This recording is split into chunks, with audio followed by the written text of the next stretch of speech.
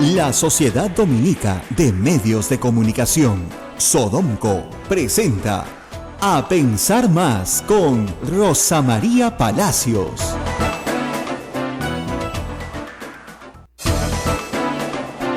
De la mañana, 00 minutos, martes 4 de abril del año 2017. Muy buenos días, esto es A Pensar Más con Rosa María Palacios. Muy buenos días a todos, estamos aquí nuevamente con ustedes para hablar de, un tema con el que no nos gusta abrir la mañana, pero que es inevitable. Hay que hablar de corrupción, no porque nos guste la corrupción, sino porque queremos que la corrupción se acabe en nuestro país. Y ayer se quedaron muchas llamadas durante la mañana de gente que nos pedía desde el Callao que habláramos de lo que está pasando en el Callao en este momento. Y hay una verdadera revolución, si ustedes quieren, para bien. Discúlpenme, mis amigos chalacos, estas cosas son para bien. Son como la purga, finalmente, ¿no es cierto?, que hay que realizar para sacar, pues, toda la cosa podrida que hay adentro, ¿no? O dicen el fuego bíblico, ¿no es cierto?, de que de cenizas resurge un nuevo país. Miren, el gobernador de Callao, Félix Moreno, actual gobernador Félix Moreno, está acusado de recibir $2 millones de Odebrecht por, eso ya lo saben ustedes, la vía de la Costa Verde, la nueva vía de la Costa Verde que unía Callao con Lima. Vía necesaria, dicho sea de paso, nadie iba a objetarle la pertinencia de la obra, porque no hay nada mejor que unir Chorrillos con La Punta, ¿no es cierto?, por una vía que se convierte en un gran periférico, aun cuando algunos arquitectos consideran que esto debería usarse más como una área de entretenimiento que como una vía rápida. Ese, ¿no?, es el caso, es una gran necesidad que debía haberse cubierto, ¿no? Exactamente, ¿no? Entonces había la necesidad, efectivamente la naturaleza no la hizo sola, o sea, había que hacer la obra, y parecía lógico que ya que se había hecho la obra en el sector Lima, ¿no es cierto?, ya a partir de San Miguel hacia adelante se hiciera la obra, y de hecho se hizo, incompleta en algunos tramos creo yo, pero se hizo, está, ok. Y bueno, se fue celebrada su inauguración. El problema es que el señor Félix Moreno, médico de profesión, hace 22 años que está en la función pública. Ayer nos equivocamos. No solamente había sido alcalde distrital, había sido regidor metropolitano del Callao, después alcalde distrital, después alcalde provincial, sí, después gobernador. O sea, tenía en total, reitero, varias veces, y creo que alcalde distrital 2 veces, o sea que le saqué la cuenta, desde el 95 hasta la fecha, 22 años de servicios al Estado. Y médico de profesión. Entonces, un médico que tendrá su consulta, más su dieta de regidor y luego sus dietas como alcalde, uno espera que tenga pues un buen pasar, pero no que tenga 5 casas, pues, ¿no? Una en La Molina, otra cosa. O sea, hay algo ahí que yo siempre digo, el tema de las casas el tema de las casas los delata, como a Toledo. Hay algo que no cuadra, ¿no es cierto? Salvo que el señor sea rico heredero y no nos hemos enterado, puede ser, pero parece que no lo es. Entonces, el fiscal Hamilton Castro, que es el que dirige toda la investigación de Odebrecht por el momento, está formalizando ya hoy día la investigación preparatoria contra varias personas, no solamente contra Félix Moreno, que es el actual gobernador, sino contra el empresario Gil Shavit, hijo político de Baruch Ibcher, y una persona que había tenido ya algunas historias un poco extrañas, ¿no? Un promotor cultural del Callao, conocido en el Callao por ser promotor cultural, pero que había ofrecido venta de armas durante el gobierno de Fujimori, ¿no? Entonces, bueno, pareció extraño que un vendedor de armas, que es un negocio lícito por si acaso, pero se volviera promotor cultural y coleccionista de arte. En fin, anoche estaba ya el fiscal Castro, según la información de la República, evaluando si solicitaba prisión preventiva para Moreno o solo pedía proceso con comparecencia restringida. La verdad es que, miren, aquí yo creo que la regla tiene que ser igual para todos. Si el ex viceministro Cuba está en la cárcel por recibir menos todavía, y está probado que recibió menos, pues entonces el señor Moreno también tendría que ir a la cárcel, salvo que el señor Barata, se presume que es el colaborador eficaz, no pueda probar cómo se los dio. Y ese es uno de los problemas que van a comenzar a tener las investigaciones. Supongamos que el señor Barata dice que llegó con un maletín y se lo entregó al señor Moreno. Y el señor Moreno a mí no me entregó nada. y el señor Moreno puede acreditar todas sus posesiones. ¿Cómo pruebas, no es cierto, que el señor Barata le dio 2 millones de dólares? Es solo su testimonio. El testimonio de Barata no vale nada. Porque, entre otras cosas, es un delincuente protegido por el Brasil que no tiene colaboración eficaz en el Perú. Eso que quede claro para todos. Barata no es colaborador eficaz en el Perú. Para ser colaborador eficaz en el Perú, tendría que haber confesado sus crímenes y haber tenido una sentencia. Y no la tiene. Y Odebrecht no puede ser como persona jurídica colaborador eficaz, porque en el Perú no tenemos colaboración eficaz para personas jurídicas. Tiene un acuerdo voluntario secreto, ¿no? Y el fiscal Pablo Sánchez ha dicho que Odebrecht ya no quiere dar más información porque quiere que su negocio siga en marcha. No empiece chantaje. ¿No? No, si mi negocio no sigue en marcha, yo no te cuento cuáles son tus corruptos. Entonces ya los testimonios se vuelven un poquito pues más frágiles, ¿no? Una cosa es que, como en el caso de Toledo, o como en el caso con la banda esta del MTC, vean en qué cuenta depositaron la plata. Bueno, ahí está la cuenta, ahí está la plata, ahí está todo. Y otra cosa es que se diga que se entregó tanto, ¿no es cierto? Entonces se ha procedido a allanar todas las propiedades del señor Moreno y encontraron en la calle Bucaré, pasan muchas cosas, ¿no? En Camacho. En esa calle pasa de todo, ¿no? Keiko Fujimori tiene su local de campaña. Y no es una calle muy grande, ¿eh? Es una calle en Camacho, efectivamente, sí. Es una transversal de la Avenida Las Palmeras. Ahí pasa de todo. Bueno, esto es La Molina, ¿no? Y también intervinieron otras propiedades, ya más bien en el Callao, ¿no es cierto? Y en Magdalena del Mar.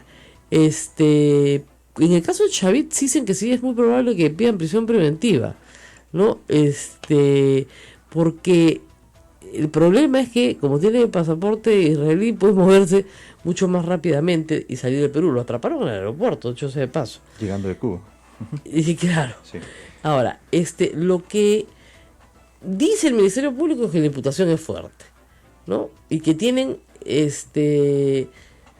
pero que claro, le faltan las evidencias de la vinculación con el dinero. Ese es el problema central en este testimonio, porque hasta ahora no vemos, vemos una declaración, ¿no? Pero no vemos ya en qué cuenta depositamos la plata. Claro. ¿Ya? Que eso es central. Ya, muy bien, depositaste en esta cuenta, o le compraste una casa, o le compraste algo, o le diste algo, ¿no?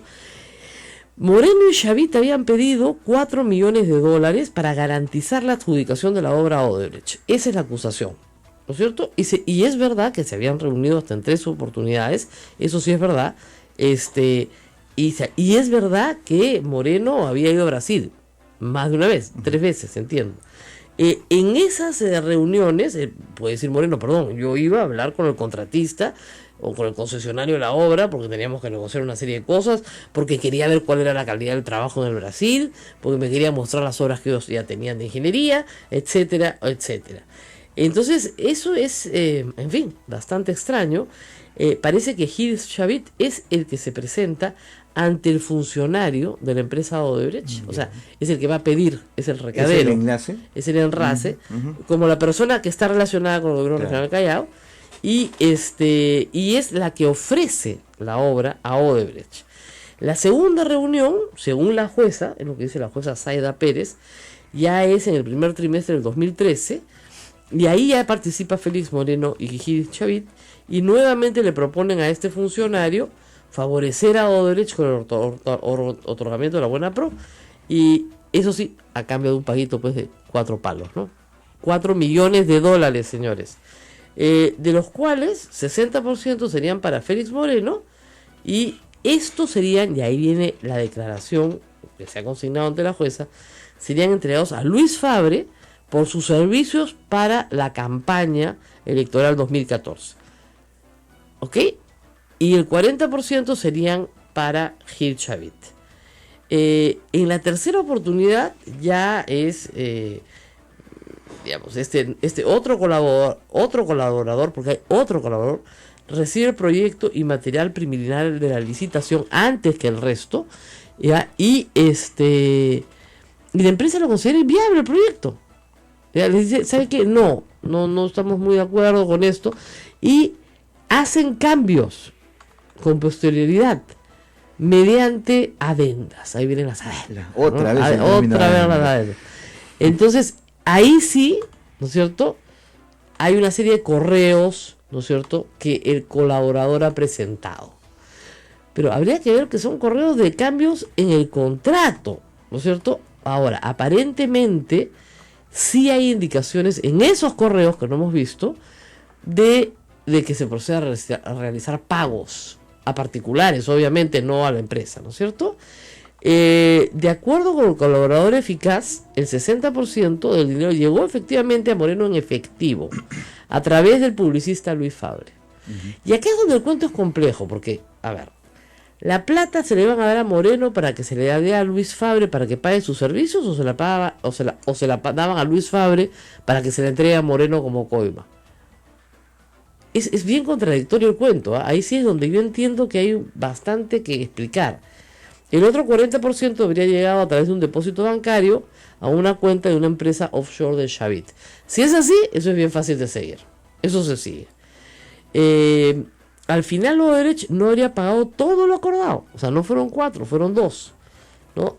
Según la versión del colaborador, solo se pagaron, $2.760.000. Y los pagos se interrumpieron en junio del 2015, cuando se detuvo a Marcelo Odebrecht. Era un escándalo, que mejor no, ya, chao. Pero el investigado Moreno sí habría recibido $2 millones en 5 cuotas, cada una de $400.000 por medio de Luis Fabre, entre junio del 2014 y marzo del 2015. Eso es lo que es el documento judicial.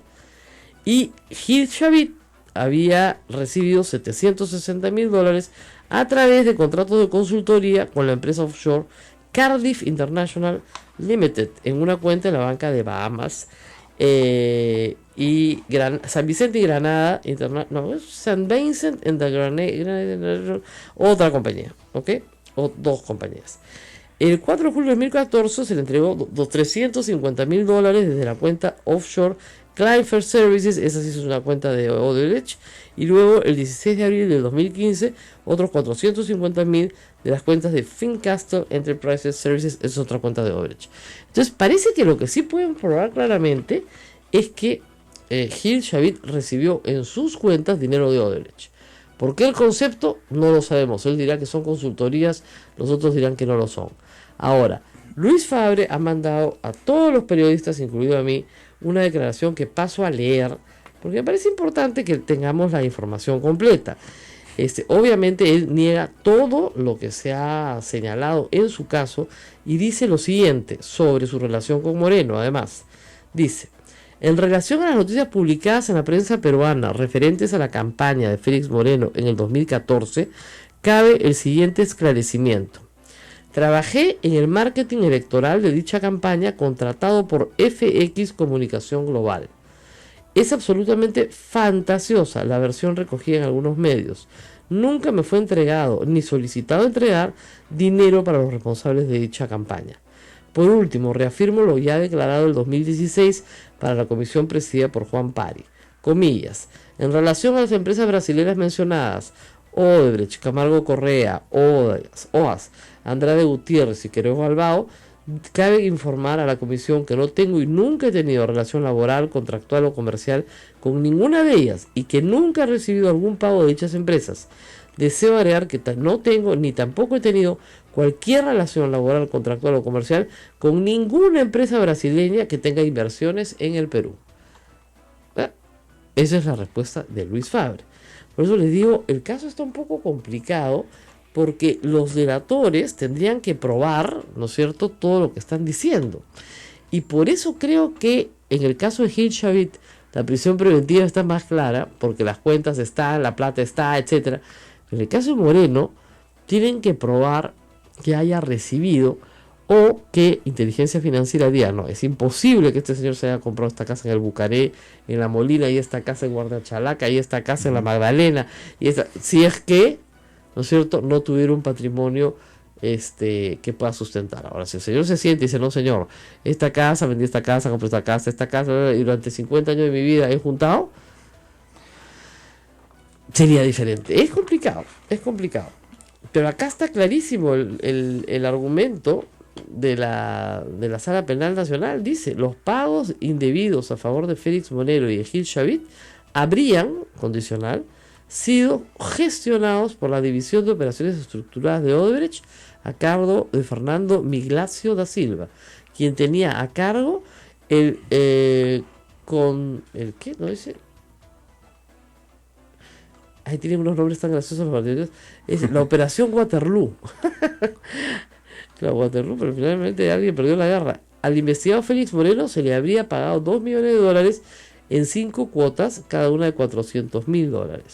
Atribuye a Félix Moreno, que se le atribuye a Félix Manuel Moreno Caballero, que entre los años 2013 y 2014, cuando era presidente del gobierno regional del Callao, acordó con los ejecutivos del grupo Odebrecht beneficiar a la empresa en la licitación, modificando las causales de las bases con la finalidad de restringir la participación de los competidores y así lograr la buena pro.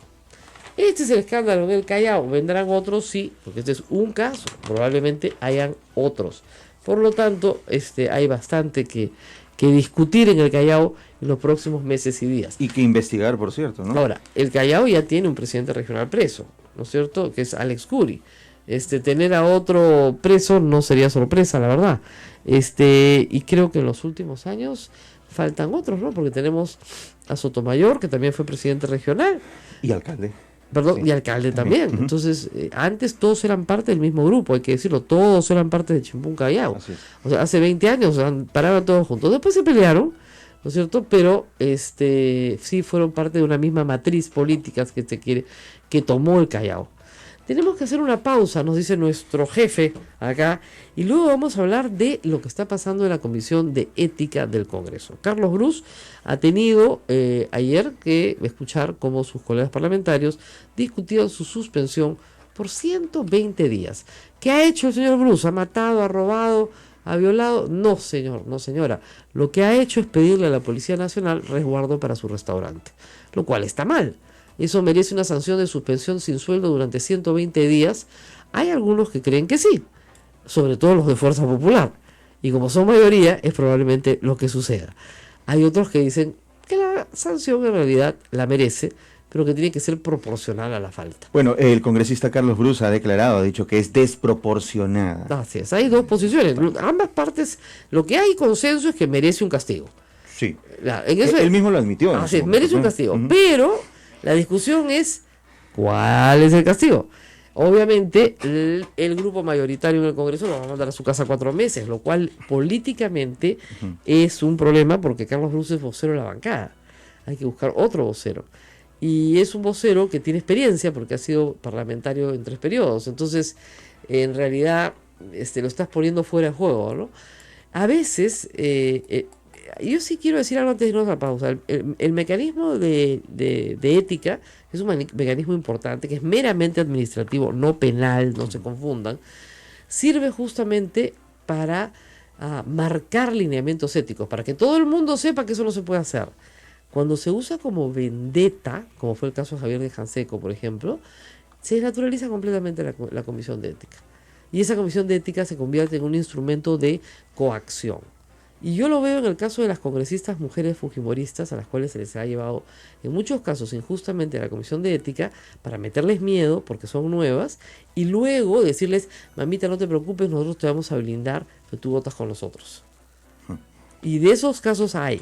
Entonces la Comisión de Ética se convierte ya no en un instrumento de fijación de conductas buenas para congresistas que no saben en realidad cómo comportarse, sino se convierte en un arma política. Yo no sé qué es lo que estamos viendo en este caso. Vamos a la pausa y volvemos. Esto es A Pensar Más con Rosa María Palacio. Volvemos. Sodomco, Sociedad Dominica de Medios de Comunicación. Las 8:24, gracias a Radio Santa Rosa en Lima, Radio Santo Domingo Chimbote, Radio San Martín Arequipa y Radio Veritas RTV Cusco, emisoras de la Sociedad Dominica de Medios de Comunicación que nos permiten, están al aire en vivo a esta hora en A Pensar Más. También a Radio Quillabamba, La Convención y Radio Madre de Dios en Puerto Maldonado. Y ahora también, Rosa María, esta es una buena noticia, estamos en el distrito Iberia en Madre de Dios, cerca a la frontera con Brasil, en los 99.3 FM. Una nueva emisora. Bueno, muchos saludos a toda la gente de Iberia. Eso es lo más alejado que hay de Lima. Y deben reírse de estos temas que decimos el presidente regional Chalaco.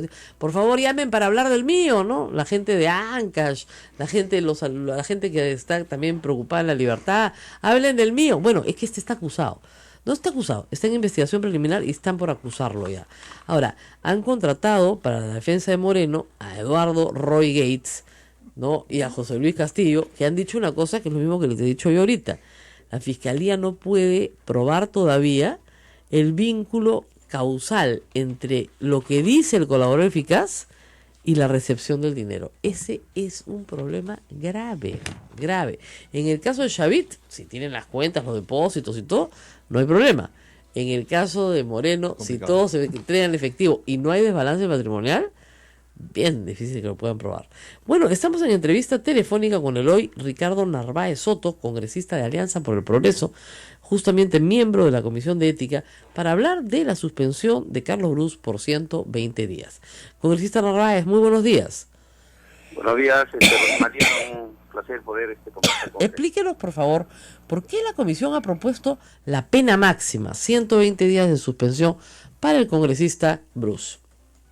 Bueno, la Comisión Técnica hizo la propuesta de la sanción máxima de 120 días. Sin embargo, hubo un pedido de cuestión previa del congresista Mauricio Mulder, en el que él propone de que sea máximo una amonestación pública. Esa propuesta ha sido apoyada por mi persona y también por otras agrupaciones políticas, menos por Fuerza Popular ni por el congresista Johnny Lescano, porque eso es lo que nos parecía, a mí me parece que bastaba con eso, porque yo no le he visto mayor intencionalidad de querer aprovecharse de recursos del Estado de parte del congresista Brus. De hecho, nunca los usó, nunca se materializó el pedido. Ahora, claro, en el caso de ustedes, o sea, ustedes son 3 contra 3. Bueno, lo que pasa es de que el presidente también tiene el voto dirimente, ¿no? Ajá. Por eso, ellos son 4, los de Fuerza Popular son 4 y los demás somos 5, pero ahí la posición de Johnny Lescano sumó a favor de ellos, aunque Johnny Lescano en un momento propuso que sea 90 días, pero también esa opción perdió, ¿no? ¿Pero qué pasa con Johnny Lescano? ¿Por qué se pone del lado equivocado de las cosas? Así que ustedes... A mí la verdad que me ha llamado la atención porque él llegó a última hora, no sé si tal vez no estaba tan informado, porque llegó a última hora, se sentó y yo también me quedé sorprendido porque la verdad es de que es una cosa totalmente desmedida, es una sanción además injusta. El Congreso, usted sabe que tiene un montón de congresistas llenos de un montón de anticuchos, que si ahorita no han sido sancionados es porque con el alegato de que está judicializado, ya la Comisión de Ética no puede sancionar. Pero si no fuera así, habría un montón de Fuerza Popular sancionados. Y el Congreso, de verdad que no se puede dar el lujo de perder. Eso es lo que a mí me parece, congresista, raro. O sea, hay congresistas que han hecho cosas peores, que siguen yendo al Congreso, que no tienen ningún problema, por esta razón efectivamente que está judicializado. Entonces la Comisión de Ética podría aplicarles una sanción, pero no lo hace, porque no tiene nada que ver una cosa con la otra. El problema es que son de Fuerza Popular. Entonces, ahí adentro, la Comisión de Ética se ha utilizado como un mecanismo de coacción. Te portas bonito, te blindamos, no te pasa nada, te portas mal, te fusilamos. Entonces, todos se portan bonito. Y al frente, para la oposición, lo que tenemos es la ley, pero draconiana, ¿no? A todos 120 días. El problema es que si esto pasa al Pleno, y los 72 fujimoristas votan a favor de sancionar a el señor Brus, se acabó la discusión. Se va 120 días a su casa. Pero hay una posibilidad de que el congresista Brus puede presentar una reconsideración toda vez que... Por supuesto, congresista Narváez, pide su reconsideración y ya sabe usted qué hacen con la reconsideración, hacen un avioncito y lo tiran al centro del hemiciclo, ¿no? O sea... No, pero de todas maneras yo creo que en el caso de Johnny Lescano, que además no estaba de acuerdo con los 120 días, ojo, Johnny Lescano, entonces ahí hay la posibilidad de poder tener una sanción mucho más... Ni aunque convenzan Acción Popular como bancada, y se unan los de APP con los de Peruanos por el Cambio y se unan con Frente Amplio, ¿ya? Para ponerle ya... Son 50 y tantos. No dan. Tendrían que convencer a Kenji y a sus amigos para que voten con ustedes. No, en el caso de la reconciliación lo vemos en la comisión, ¿ah? No, yo lo sé, pero con 4 congresistas, En el pues... plano, es cierto que el pleno sí puede tomar finalmente una decisión a la medida de la Por eso, pero le digo, el señor Cruz probablemente presente la reconsideración por la desproporcionalidad, pero yo le digo, en esa comisión hacen un avioncito con la reconsideración. O sea, esos 4 fujimoristas no están actuando por sí mismos, ni por una gran reflexión. Tienen una orden, y la orden es fusilar al señor Bruce durante 4 meses. Así pero nosotros los otros grupos también aún eso tenemos que luchar, porque nosotros no vamos a permitir tampoco que se cometan actos de injusticia. Tendremos que denunciar, pero me da pena por ellos mismos, porque a las finales se queman ellos, ¿no? Porque me parece muy torpe una decisión política de esa naturaleza, porque los más afectados son ellos, porque la población se da cuenta y dice mucha... Mire, señor Narváez, usted es nuevo en política, yo le voy a dar un consejo. Cuando su adversario cometa un error, no lo interrumpa. Eso decía Napoleón. Cuando tu enemigo se esté equivocando, nunca lo interrumpas. Déjalo nomás. ¿Ya? Ahora, una pregunta, y esta es una pregunta muy delicada. El señor Carlos Bruce es declaradamente homosexual. Es una persona que ha asumido una serie de causas en favor de las minorías homosexuales. Y hay en el Congreso una bancada muy conservadora de distintas personas que podrían querer hacerle un daño personal por el hecho de ser homosexual y dar una especie de lección a los demás, ¿no? Una especie de purga. Algunos comentarios en el Twitter muy discriminadores y muy vergonzosos así lo indican. ¿Usted cree que haya algo de eso también? ¿Una especie de venganza por ser homosexual y por haber planteado proyectos como el de la Unión Civil en el Congreso? Bueno, lamentablemente todavía hay pues personas que tienen una mente como en el pasado, ¿no? Yo creo que a estas alturas de la vida debemos respetar simplemente las opciones que tienen los seres humanos. Entonces creo que si hay algo de eso, de hecho que hay, es lamentable, pero espero que no sea un grupo que sea importante dentro de la... A la hora de votar todo suma, ¿no? Y el problema, le digo, imagínese usted que la misma cosa, el mismo error, lo hubiera cometido otro congresista de Peruanos por el Cambio. No sé, pues el señor Olachea se equivocó, pidió apoyo policial para un asunto empresarial. Entonces, ¿usted cree que le meterían 120 días? No creo, porque la verdad es que hay casos más graves, hay casos bien graves. Hay gente que ha adulterado sus estudios, que no ha estudiado. Gente de la UGEL que ha ido a decir, ¿sabe qué? Esta persona nunca le hemos encontrado su acta, nunca ha estudiado, el colegio a veces no existía. Hay cosas bien delicadas y de congresos anteriores, departamentos anteriores. Claro, pero ninguna de esas personas son homosexuales, pues. Y todo. Hay gente que ha hecho, no se puede, pues, por ejemplo, a alguien que ha querido violar a una persona, castigarlo con 120 días, y al señor Carlos Bruce, que metió la pata, porque hay que reconocer que metió sí la pata y cometió un error que lo ha reconocido, y se le va a aplicar la misma sanción. Eso no creo que sea bueno para la imagen del Congreso. No creo que tampoco. Yo creo que hay gente de fujimorismo que también son bastante racionales y sí lo van a meditar. Yo confío en, porque yo conozco a varios de ellos. Todos son iguales. Señor Narváez, yo también confío en que hay gente muy racional dentro del fujimorismo. El problema es que ellos cumplen órdenes. O sea, es una bancada a la cual llama a Ana Vega, llama al señor Figari y por teléfono les dicen cómo tienen que votar.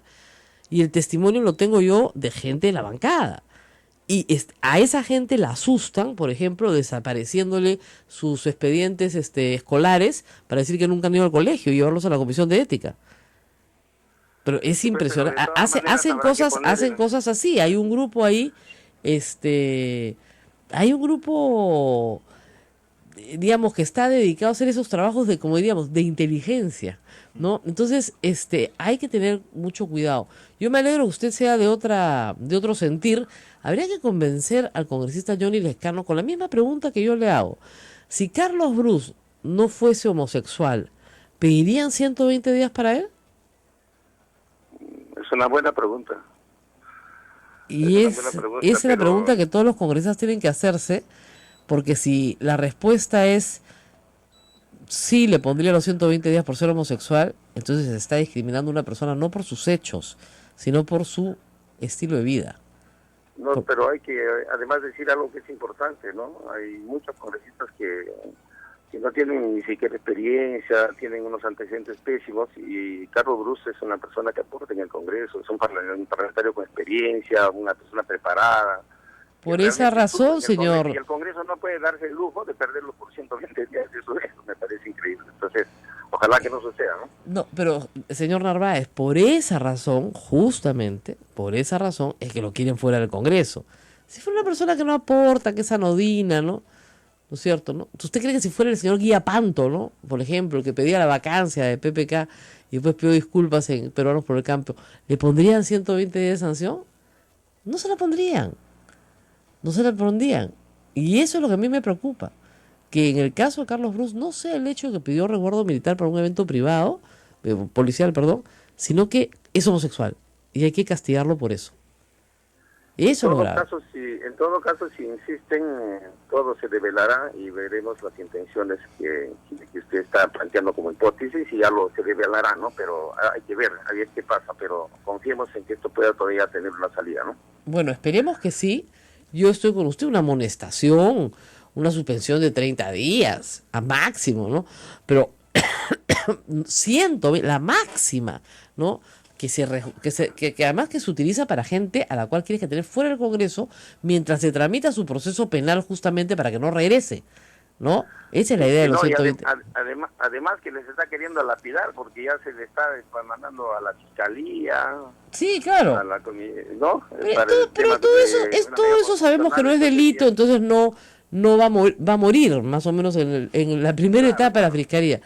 El tema es eso. El tema que yo creo aquí es que hay un acto de animadversión personal y política que no justifica la desproporción. Y yo creo que Johnny Lescano, que es un hombre demócrata, debería pensar bien mi pregunta. ¿Serían 120 días de sanción para Bruce si no fuera homosexual? Piensen bien esa pregunta, porque creo que ahí hay mucho que contestar. Yo le voy a hacer la pregunta. Vamos a hacer la pregunta. Bueno, muy bien. Muchísimas gracias al congresista Eloy Ricardo Narváez Soto. Y ya sabe, cuando su enemigo comete un error, no lo interrumpa, consejo de Napoleón Bonaparte. Déjalo nomás tranquilo, no le avise. Ok.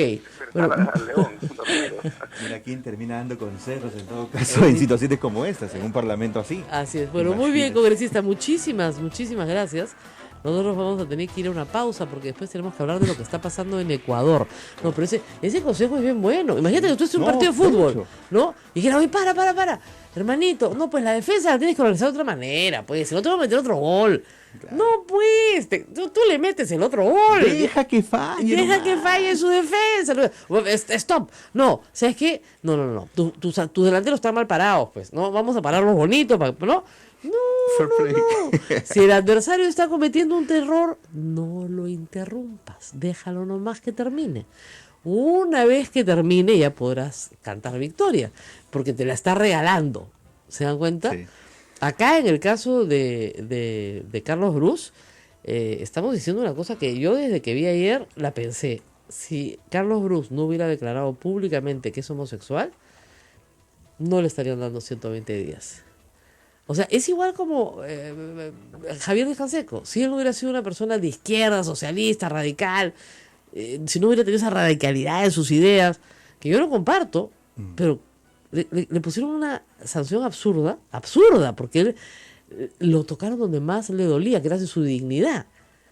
¿Ya? Y yo creo que quieren hacer lo mismo con Carlos Bruce, y me parece un error grave del Congreso, porque fíjense, ya desde un punto de vista hasta cristiano, ya, siempre lo digo, los que son católicos tienen la obligación de acoger, no perseguir. Y en este caso a mí me parece que están cobrando una por otra, ¿no es cierto? El señor que promueve la unión civil, el señor que promueve los derechos de los homosexuales, el señor que promueve que no hayan crímenes contra homosexuales. Ya, a ese señor vamos a amparle 120 días porque pidió resguardo policial para su restaurante. Que está mal, porque no tenía por qué pedirlo, ¿ya? Él reconoce que está mal, pero, digamos, robó, mató, mintió. No, mintió en su hoja de vida, dijo que era doctor, ¿no? Cuando no vio al colegio, no. Entonces, la mayoría, la mitad de la comisión técnica dijo una amonestación y la otra mitad 120 días. No, pues. Sí, se ve desproporcionado. Así es, Se ve bien desproporcionado. Y la sanción tiene que tener proporción. Vamos a la pausa para hablar de Ecuador, donde las cosas están que queman. Y yo me voy a Ecuador ya. Estoy buscando el calor de nuevo. No, en serio, vamos a ir a Ecuador para hablar de las elecciones en Ecuador. Ya hay un candidato proclamado ganador, Lenín Moreno, es el sucesor, el designado por el presidente Correa, pero el candidato perdedor, que le dicen el cuchiji ecuatoriano, porque exactamente, porque tiene ese perfil, pues ha dicho que no acepta el resultado, así de más radical que Keiko Fujimori, que se quedó callada. No, no acepto porque me han hecho trampa. ¿Qué va a pasar? Vamos a conversar con un internacionalista sobre el tema. Volvemos. Esto es A Pensar Más con Rosa María Palacios. No se vayan. Sodomco, Sociedad Dominica de Medios de Comunicación.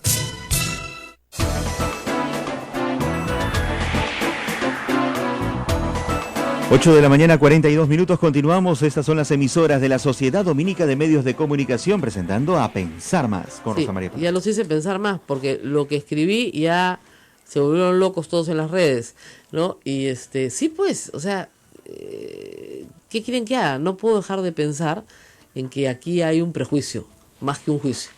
Pero en realidad, que piensen más en el Congreso, porque ese prejuicio es terrible, ¿no es cierto? Es un prejuicio contra la persona por su modo de vida, ¿no es cierto? Y no por su conducta como parlamentario. En fin, nos vamos al Ecuador. Estamos con el doctor Alexander Carranza Reyes. También vamos a hablar un poquito de Venezuela y Paraguay, porque el barrio, como dicen, está movido. Pero empecemos con las elecciones en Ecuador. El presidente Kuczynski ya le escribió al señor Lenín Moreno y le ofreció toda su colaboración como presidente electo de Ecuador. Justamente, como dice, tiene que realizarse entre dos pueblos hermanos. El problema es que el perdedor dice que él ha ganado y hay mucha preocupación porque es un país dividido. Estamos hablando de lo mismo que ha pasado en Estados Unidos, de lo mismo que ha pasado en el Perú. Son elecciones muy ajustadas con países que terminan absolutamente divididos en cuanto al resultado. Alexander Carranza, muy buenos días. Buenos días, Rosa María. Gusto saludar. Bueno, empecemos con Ecuador. ¿Qué crees de estas alegaciones de fraude? ¿Tendrán algún camino o morirán en esta semana? Yo creo que es lo mismo como lo has reseñado, lo mismo que ha pasado en Perú, lo mismo que ha pasado en los Estados Unidos, tú ya lo has comentado, y acá el tema, además es un tema transversal a todos los que probablemente toquemos esta mañana, es institucionalidad, especialmente en países como los nuestros, frente a situaciones o a votaciones apretadas, generalmente surge la idea del fraude, pero esta idea del fraude se cae cuando hay instituciones fuertes o cuando hay mecanismos electorales o herramientas o sistemas electorales que recojan el voto popular con veracidad. Me parece que esta es una reacción muy natural después de haber pasado por una administración de Correa bastante prolongada y que, por supuesto, a todas luces ofrece una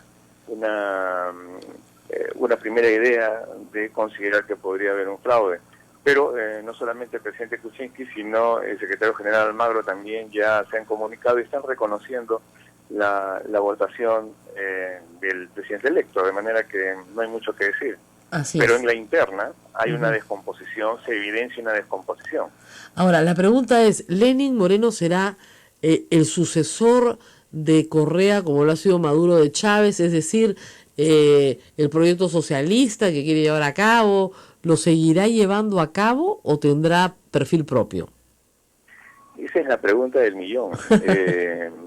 Porque, bueno, atendiendo a la personalidad de Correa, lo primero que sugiere es que Correa no va a dejar cabos sueltos. No creo que la influencia de Correa va a seguir siendo una influencia fuerte, lo quiera o no. El presidente electo va a querer granjearse esa fortaleza para por lo menos el primer año de mandato. Lógico. Ahora, Correa se va tras 10 años de gobierno, pero con el petróleo en el suelo y dejando un país severamente recesado. No hay empleo. Se han hecho muy buenas obras públicas en Ecuador y eso se reconoce, pero la gente dice las carreteras no se comen. Los aranceles son muy altos, los tributos son muy altos, la vida cotidiana para los ecuatorianos es dura. Si han votado por el sucesor, probablemente sea porque tiene carisma propio y tal vez programa propio. Pero efectivamente, yo no sé si los casi 50% de electores de Lazo se van a quedar tan tranquilos y no van a presionar al presidente Moreno para cambios en políticas económicas, por ejemplo. Sí, evidente. Eso es un hecho. Pero Correa ha sabido salir a tiempo para dejarle la factura para que sea cobrada al presidente electo. De manera que él está pensando es un presidente joven, presidente Correa, entonces está pensando en volver. Pero quien va a pagar la cuenta de todo lo que tú has mencionado va a ser esta administración, porque a la que le van a exigir, por supuesto, una serie de temas. Pero en temas de infraestructura, si bien es cierto, la infraestructura no se come, pero la infraestructura previene problemas como los que hemos pasado nosotros. Uh-huh. Sí, no, es verdad. Es un largo plazo y eso se aquilata a largo plazo. Por supuesto, en el inmediato nos llena de incomodidad, de insatisfacción, porque no resuelve un problema dentro de 5 minutos, pero sí lo soluciona a largo plazo. Entonces, me parece que Correa ha sabido salir. Es lo que pasa con el problema que tienen muchos dictadores, es que no saben en qué momento salir. Exactamente, ha sido astuto suficiente, hecho 10 años es suficiente, me retiro con gloria, me retiro dejando un candidato ganador y manejo mi transición, mi salida. Eso ha sido muy hábil. Absoluto, ¿no? Y manejo mi salida para volver. Así es. Bueno, el otro tema que tenemos es Venezuela. Es un caso único el de Venezuela, porque siempre que está a punto de caer el régimen, se levanta. Y esto desde Chávez, que tuvo estuvo incluso apresado en el 2002, o sea, desde el principio del régimen, ¿no es cierto?, han tenido amenazas una tras otras para caer. Parecía que esta vez sí la OEA entraba, digamos, de inmediato, sí reunida, por supuesto, pero de inmediato. Al retroceder en su intención Maduro de cerrar la Asamblea Legislativa, pues como que ha amainado un poco el temporal. Pero el temporal seguirá. ¿Finalmente Maduro también, como Correa, negociará su transición de salida? Yo dificulto eso porque Maduro es una persona muy limitada. No tiene la habilidad política de Correa, ni mucho menos la visión, ¿no? El accionar de él siempre ha sido jugar al filo de la navaja y además con haces bajo la manga, con una visión chata de las instituciones. Nuevamente volvemos a las instituciones, Rosa María. Prácticamente pues es una burla frente a principios del derecho internacional que, si bien es cierto, no admiten la intervención de terceros. Tampoco es que se puedan quedar burlados de esa manera, pero también, Rosa María, es muy cierto que si es que no se hace más que protestar en las calles frente a una persona que no quiere diálogo y que lo que quiere es tiempo y juega al filo de la navaja, desgasta oposición, desgasta sociedad internacional, entonces estamos hablando sí de una persona que está acostumbrada pues a actuar de esa manera. Ahora fíjate, volviendo al tema de institucionalidad, que en Venezuela, pues si tú quisieras enseñar ciencia política o teoría del Estado, pues sería un curso especial o constitución, sería un ejemplo espectacular de todos los errores que se pueden cometer cuando se está al frente del Estado. Así el es. Tribunal Supremo de Justicia que le quita los poderes al Congreso, y no solamente eso, sino que en la hilaridad se los devuelve. En 24 horas. ¿No? Y después de reunirse con el presidente, o sea, no hay ninguna separación de poderes, pues son los jueces del presidente, o sea, es una cosa espantosa. Y lo peor es que la oposición y se quedó en un silencio en que uno percibía, no sabía si estaban agradeciéndole al tribunal Sí. o estaban pensando qué estaba pasando. No, ahí, Según o sea, esto. una oposición más organizada sale a marchar y a rechazar el segundo fallo también. Pero evidente, eso Así sería, es, porque eso lo que sería está... echarle lo- gasolina al fuego. claro, exactamente lo que hay que decir ahí es, oiga, todo esto es espurio, el primero y el segundo, ¿no? Por supuesto, y el segundo es una burla, ¿no? Así es. Bueno, Pero el en el segundo caso... es una burla, Sí, es una burla, perdón, Rosa María, Sí. no dirigida a los venezolanos, sino dirigida esta vez a la sociedad internacional, tanto a la activación del protocolo democrático de Mercosur, como a la cláusula de la Carta Interamericana de la OEA. así es. Bueno, y finalmente Paraguay. Paraguay es un país con una tradición muy larga de reelecciones de dictaduras que quiso salir y lo hizo constitucionalmente de ese tipo de patrón de dictadores como Stroessner, etcétera. No sorprende que el pueblo salga a protestar violentamente cuando un presidente quiere reelegirse vía constitución. Eso fue lo que vimos el viernes pasado, una reacción popular contra una tradición histórica en Paraguay. Bueno, es que nuevamente volvemos, fíjate, al tema de la institucionalidad. Claro.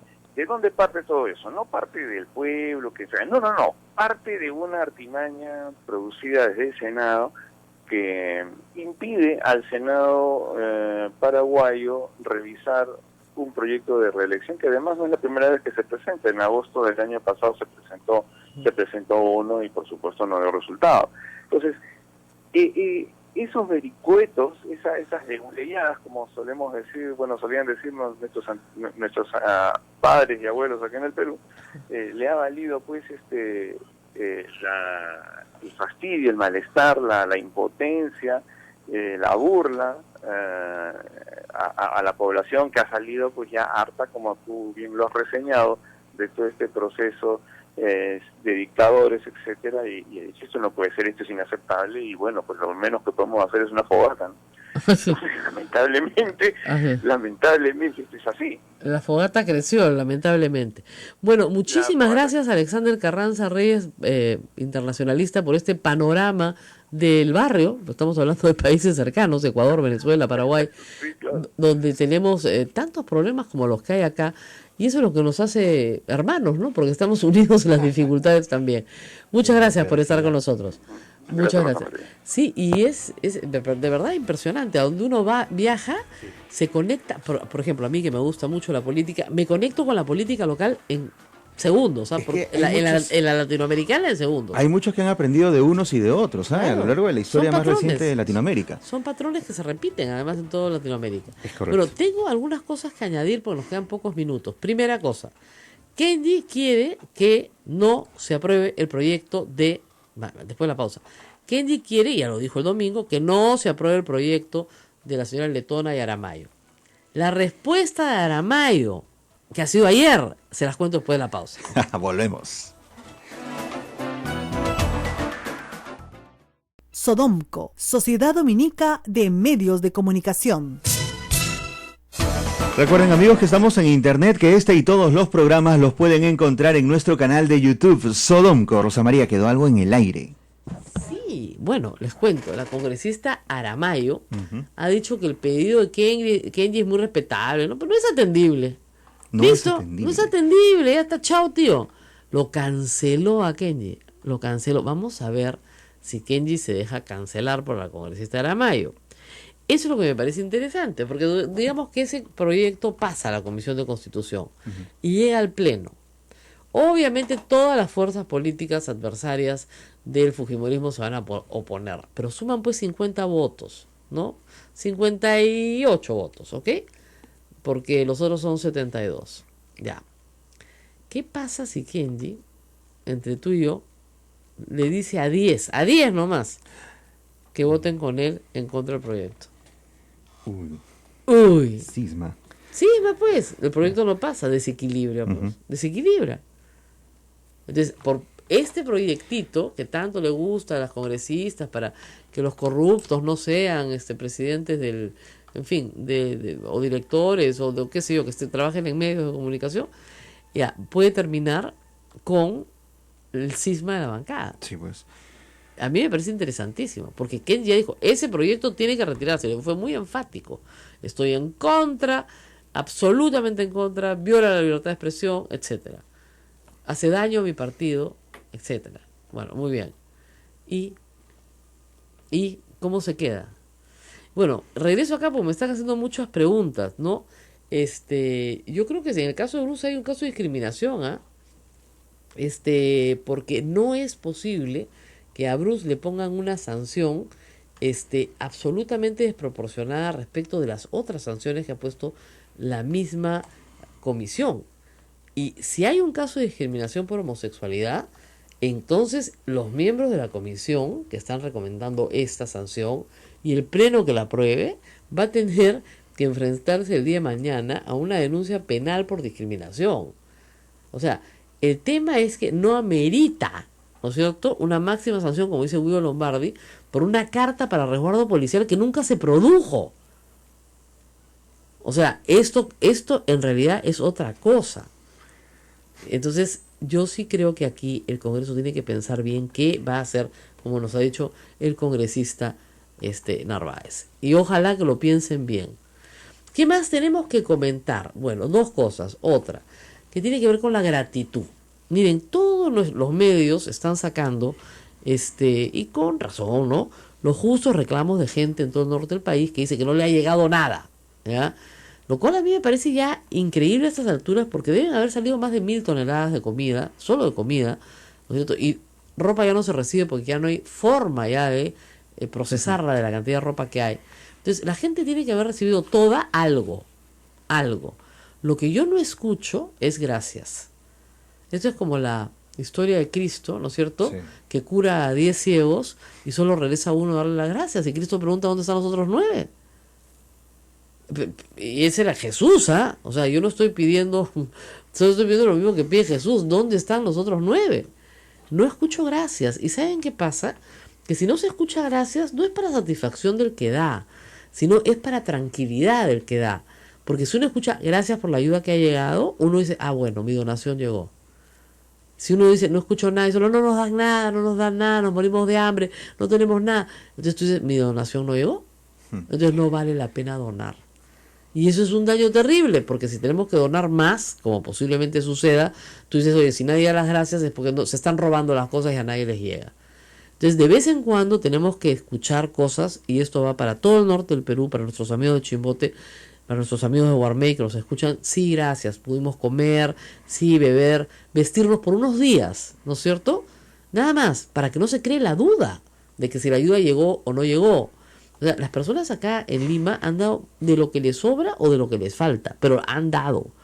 Y ese esfuerzo ha servido. Entonces, si aún se necesita más, queremos saber si funcionó o no funcionó, o si estamos creando una situación de mendicidad. Ahora, no solo es el gobierno que ha distribuido todas estas donaciones, es también la iglesia, es Cáritas, instituciones civiles, Claro, que también de alguna forma necesitan monitorear eso, así ¿no? es, y se comprende la necesidad, y se comprende que es grande, y se comprende que lo que se ha dado es solamente para estos pocos días de emergencia, mientras baja el nivel del río, mientras se hace la limpieza. No te van a dar de comida por más de una semana, ¿no es cierto? Pero de verdad que algunas voces que digan gracias ayudaría a conseguir más. De verdad, ayudaría a conseguir mucho más. Pero si nadie da las gracias, entonces dice, no llegó nada.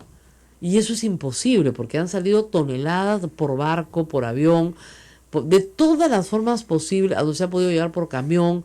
Acá en Lima nomás, en Huachipa, en Caracpongo, en Chosica, en Santa Eulalia, se ha repartido, ¿no? Y se ha repartido, y conozco gente que ha estado en el reparto. Entonces tú dices, ¿hay alguien que te pueda decir gracias? En vez de tan poquito me vas a dar. O sea, ¿dónde está la gratitud? Ha habido mucha bondad en el dar. Se necesita del otro lado un poco de gratitud. Y reitero, yo comprendo que están repelentes, que están mosquiteros, que hay otras necesidades que se están manifestando, que hay niños que necesitan atención médica. Todo eso es cierto. Pero sí tiene que haber un poco de gratitud. Y eso creo que no se puede perder. Y finalmente, sobre las donaciones. La doctora, nuestra congresista que vino ayer en Montenegro, nos ha dicho que va a seguir trabajando en el tema. Nos ha escrito a través del Twitter porque en realidad va a haber de todas maneras un examen de lo que ha pasado con estas, entre comillas, donaciones del Congreso. Primero, porque están todas fraccionadas. Segundo, porque han sido direccionadas a congresistas todos de Fuerza Popular. Y tercero, porque son con dinero del Estado peruano y no con dinero de los congresistas. ¿Ok?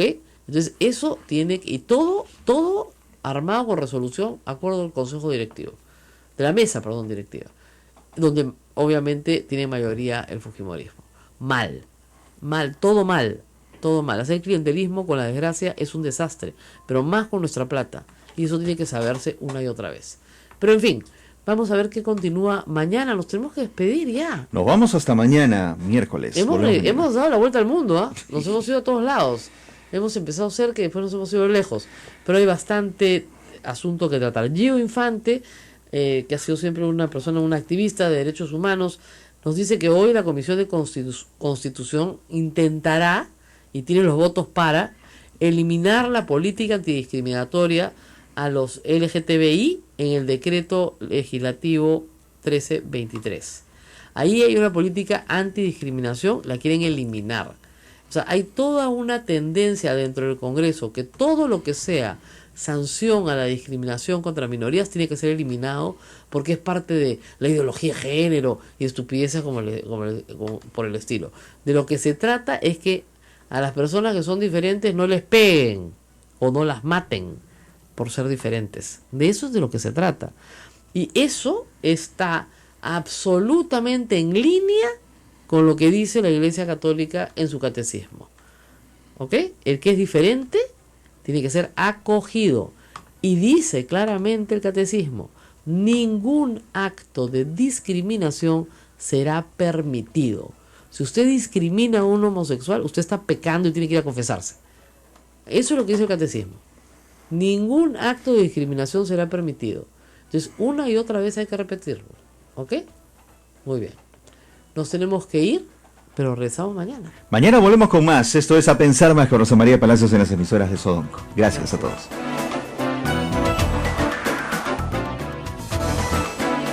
Hasta aquí, A Pensar Más con Rosa María Palacios. Este programa fue producido por la Sociedad Dominica de Medios de Comunicación, Sodonco.